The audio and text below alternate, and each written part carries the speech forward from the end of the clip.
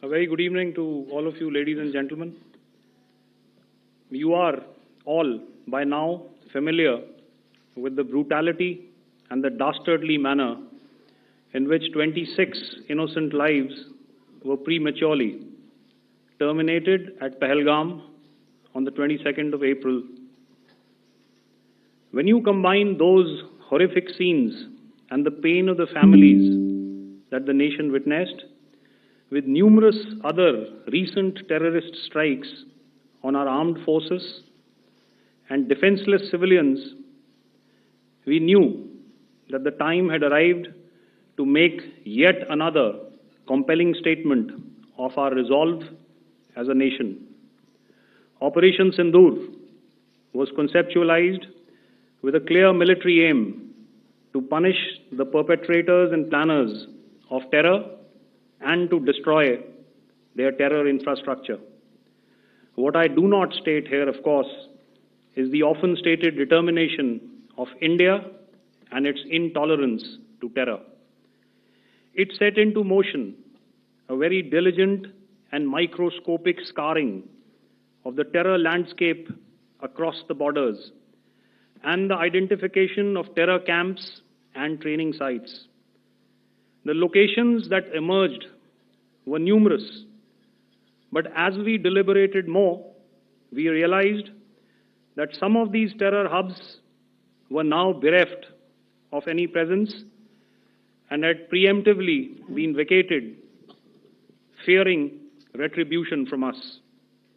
There was also a term of reference and our own binding, self-imposed restriction to target only terrorists and thus prevent collateral damage.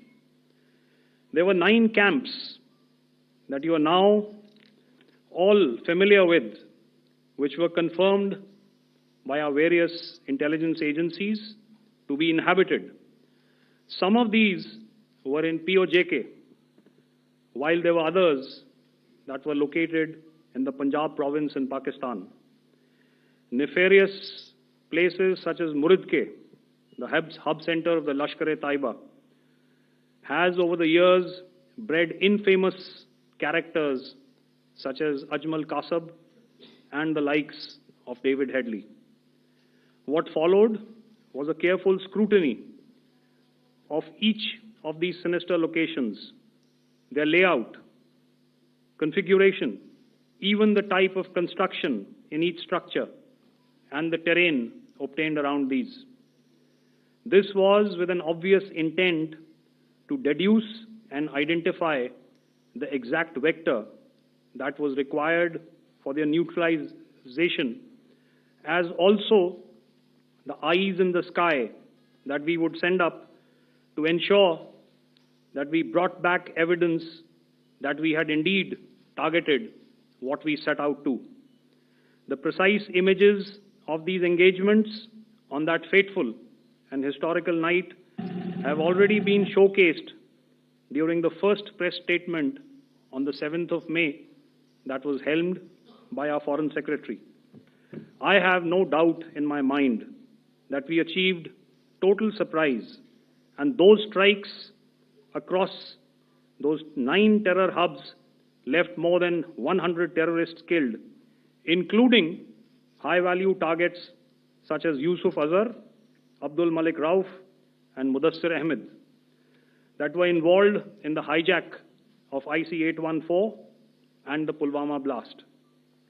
The line of control was also violated soon after by Pakistan, and the erratic and rattled response of our enemy was apparent from the number of civilians, inhabited villages, and religious sites such as Gurudwaras that were unfortunately hit by them, leading to a sad loss of lives.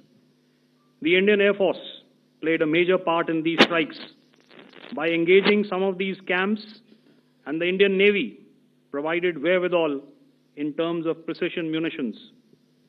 The Indian Air Force obviously had their assets up in the sky, and I will here request Air Marshal Bharti, the Director General of Air Operations, to detail for you the methodology that the men in blue adopted to successfully manifest this mission.